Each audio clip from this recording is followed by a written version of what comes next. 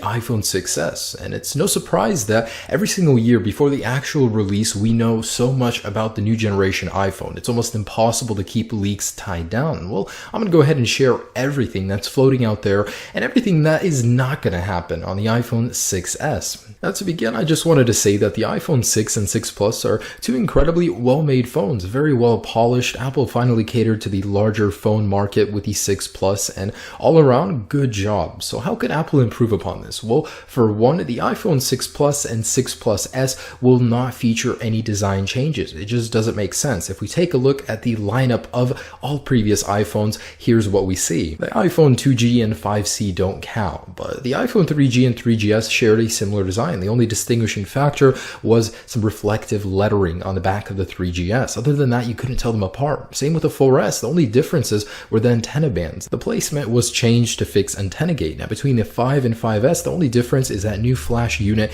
and a Touch ID ring. As you can see, the design stays the same for two generations. Now with the 6 and 6 Plus, they're the first of a new design. So of course, Apple is going to keep that design. They might make some small outer tweaks, but the basic design will be the same. And of course, it will be called 6S and 6S Plus. Beginning with the 5S, Apple began offering a gold color option, wildly popular. Now with the 6S and 6S Plus, Apple is said to be introducing a new rose gold color option, and I gotta say, it would make sense. A really nice color. Now although the look will stay the same, that new aluminium 7000 used in the production of the Apple Watch will make its way to the iPhone 6S. It's 60% stronger, while 1/3 the density of stainless steel. And if you're afraid of your new iPhone bending, don't be. That material will ensure that this does not happen to your brand new 6S. There's been a lot of chatter about the resolution changing, 2K on the 6 Plus and 1080p on the 6. Well, let me tell you why this won't happen. Well, first off, Apple usually keeps resolutions for two generations. That proved true with the 5 to 5S, and from the 2G to 3GS, and then the 4 to 4S. So we're not likely to see a resolution bump so quick. What will happen though, and is even better,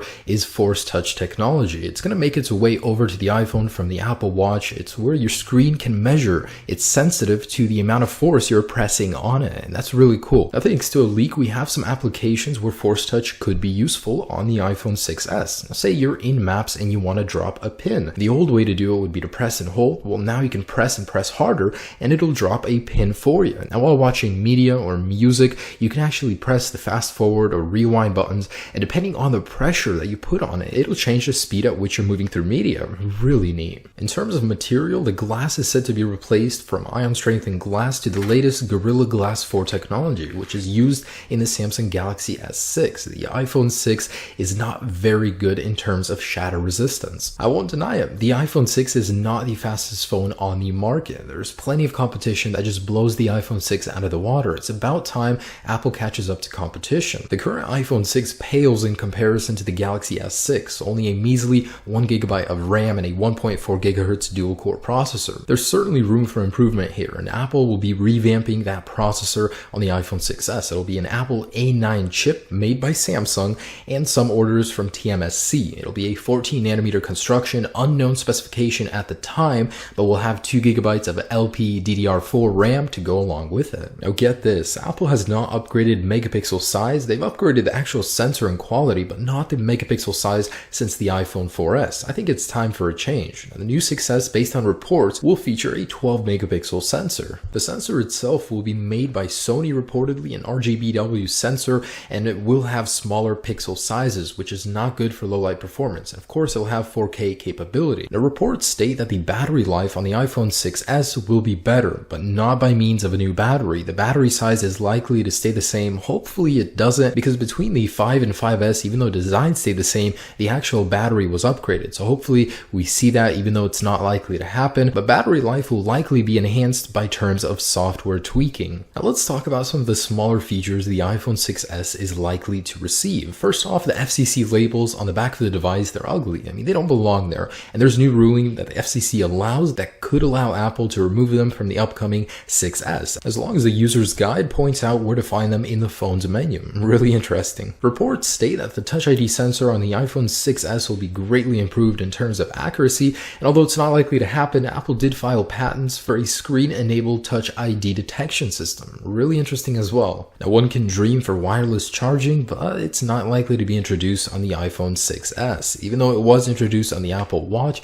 I think we're going to have to wait till the 7 for that one. So you know that new haptic engine in the Apple Watch Apple was bragging about? Well, it could make its way to the iPhone 6s, and it really makes sense. It could make for a much better, much more improved vibration. It'll have more of a depth of feel to it. The iPhone 6s could come equipped with support for high-resolution audio. That means the new headphones will come from the Lightning connector, not 3.5mm jack. That would be neat. Now, a feature that's already being used on the iPads that could be brought to the 6s is the Apple SIM. It's a SIM card that comes pre-equipped in the iPhone 6s. From the actual menu, you can select your carrier and it's equipped to handle all of them. Now, what's not likely to happen? Well, to begin, waterproofing. It doesn't make sense. Waterproofing usually makes a phone more bulky, and Apple likes to keep theirs very slim. 2 is a patent that Apple actually created for a pop-out home button to create a joystick. Cool idea, but is it going to happen? Probably not. There's been a lot of talk about a dual lens setup on the iPhone 6s, and it's probably not going to happen. Sony has got that covered. In the latest report, they're going to be using one of their sensors. And just one last thing I wanted to mention, 32 gigabytes will likely be the smallest size you can buy it in, so 16 gigabytes will be gone. Now, here are all of the great features the 6s and iPhone 6s Plus